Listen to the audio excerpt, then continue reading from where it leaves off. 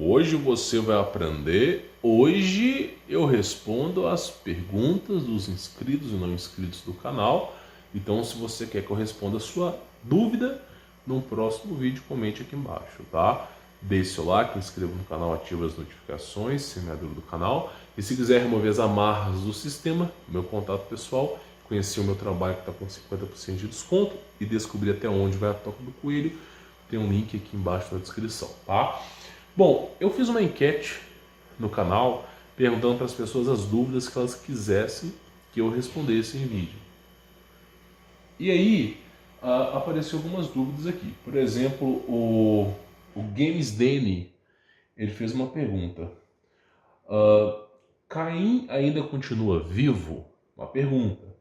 Nos dias de hoje, devido a ele ter construído um traje tecnológico, pois ele conseguiu grande tecnologia.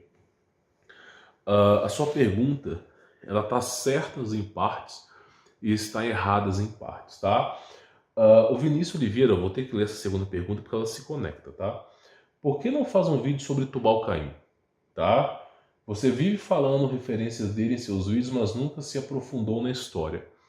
Tubal-Caim foi aquele que construiu, na minha visão, o traje energético. Não foi Caim, tá? Caim obteve tecnologia, mas não foi o primeiro ferreiro do mundo. O primeiro ferreiro do mundo foi Tubal-Caim, tá? Então eu vou contar para você essa história. É uma história que as seitas secretas, elas não têm livros para poder falar sobre essa história. É uma história passada de pessoas para pessoas.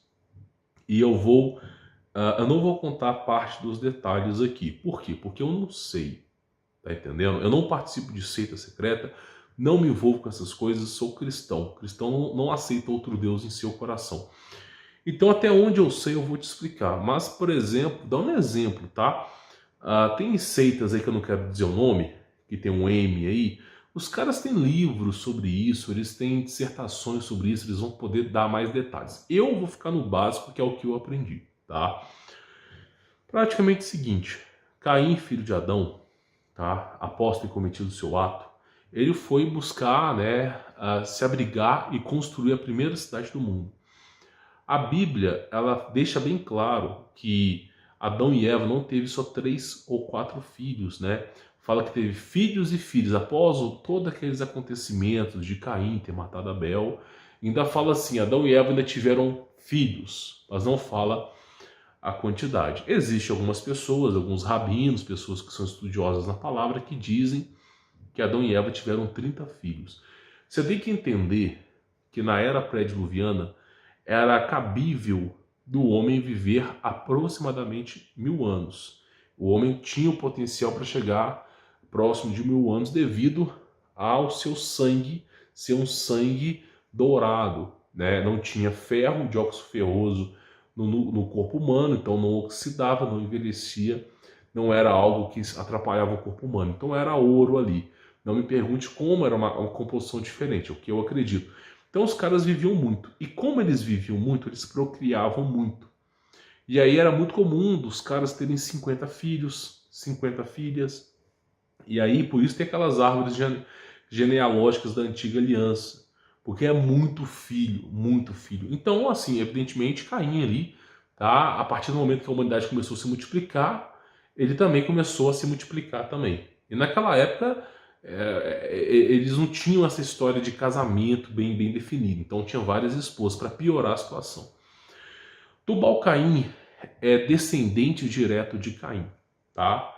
E Tubal-Caim ele foi iniciado como ferreiro. Quando você pega, por exemplo, na Bíblia, toda vez que fala de ferro e ferreiro, 90% das vezes, não todas, é referências à grande tecnologia. Por exemplo, Homem de Ferro, o filme Homem de Ferro, tá? Feito pela Paramount. Qual que é a logo da Paramount? As estrelas estão caindo do céu, passam pelo mar e depois chegam no Monte Hermon ali amaldiçoado e ficam ali. É puramente mais lógico, mais discreto que isso, impossível, né? Então, assim, é o filme feito pela Paramount. Homem de Ferro é o homem que fica pendurando panela de ferro no corpo e vai brigar com os bandidos? Eu te faço uma pergunta. É um homem que fica colocando roupa de ferro e vai bater nos bandidos? Porque desde o primeiro filme do Homem de Ferro, desde o primeiro, toda a composição que ele usou ali foi de outros materiais. O primeiro Homem de Ferro que ele usou com mísseis era de estanho e esqueci o nome daquele metal bem duro, tungstênio. Estanho e tungstênio. Primeiro Homem de Ferro mais robusto que ele fez. Depois começou a usar ligas metálicas, ouro fundido. Nunca foi ferro ali de fato. Então o filme Homem de Ferro nunca usou ferro, na verdade. Sempre usou alguma liga mais preciosa, mais condutiva do que o ferro. Porque ficaria muito estranho, não soaria bem Homem de Ouro, Homem de Platina. Não soaria tão bem como Homem de Ferro. E essa referência de ferro ser tecnologia no Homem de Ferro, que também é um filme feito pelo pessoal que conhece a história do mundo, faz referência à tecnologia.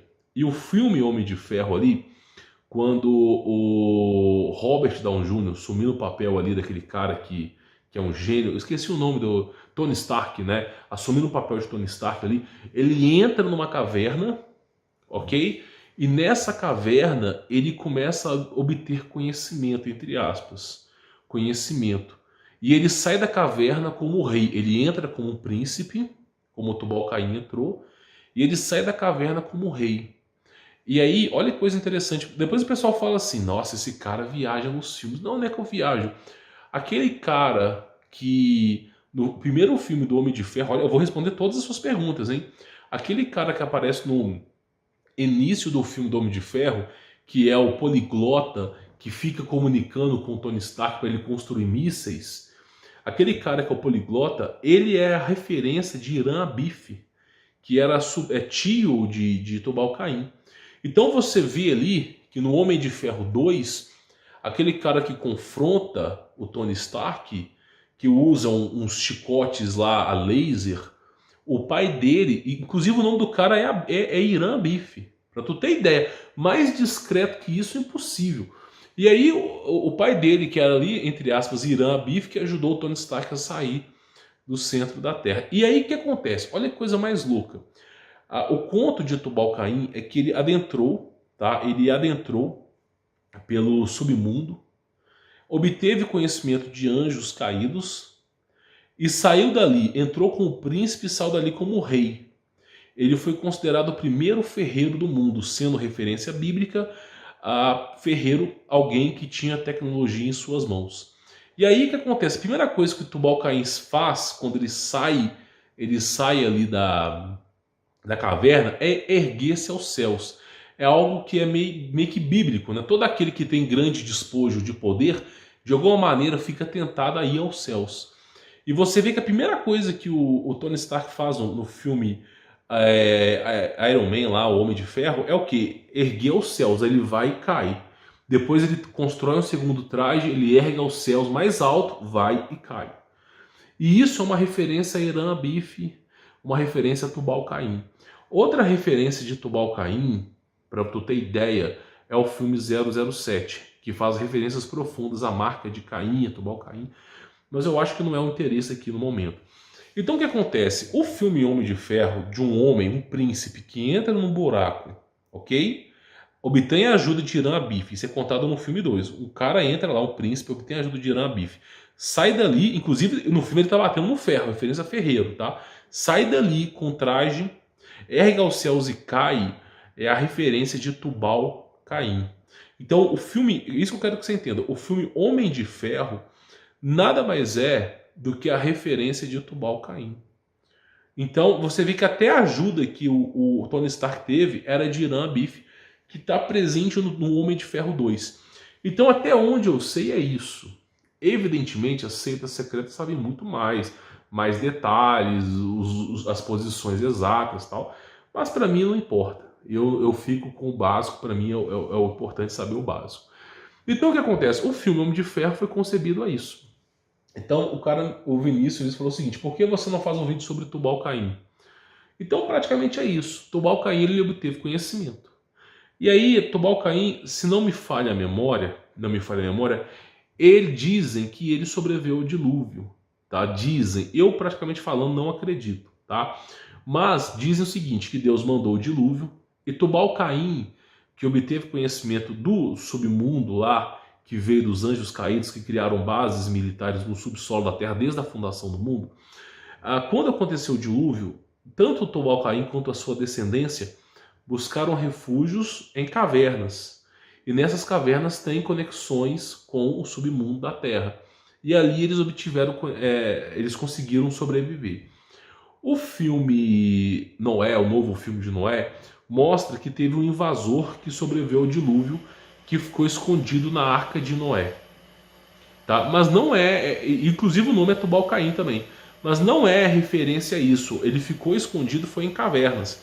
A verdadeira história não foi na Arca de Noé, mas em cavernas. Agora, como que ele sobreviveu, não fazemos ideia. O que a Bíblia nos diz é que sobreviveram 8 pessoas e relata o nome de todas as pessoas que sobreviveram. E não tem retratação de Tubal-Caim como alguém que sobreviveu.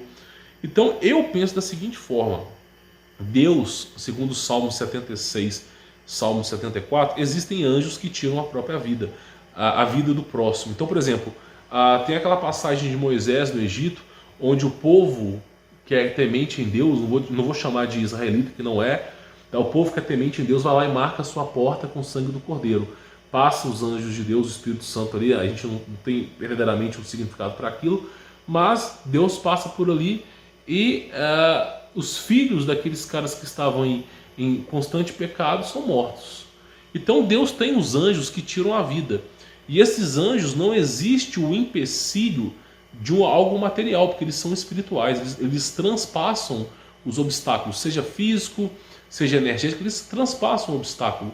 E eles tiram a vida daquele ser momentaneamente.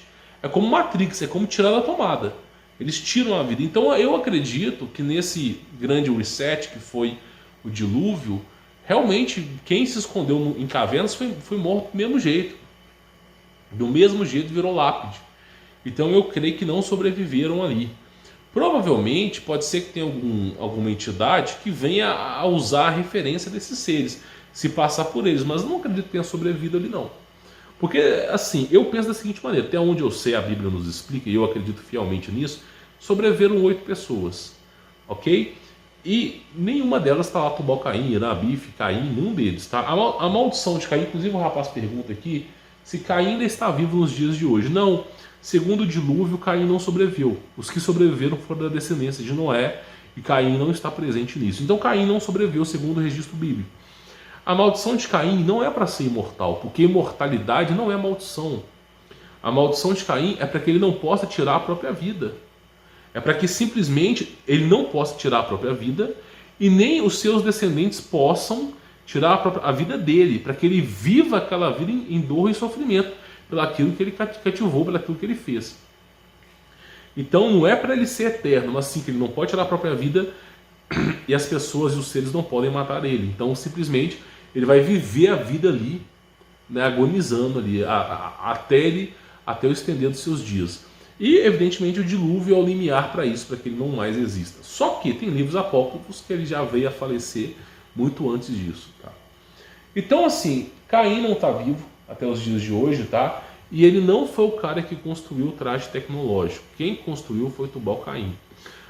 Tem um filme chamado Doutor Estranho, que é um cara que faz abertura de portais, que usa quarta, quinta dimensão. Aí você fala, pô, de onde é que eles tiraram essa história de Doutor Estranho?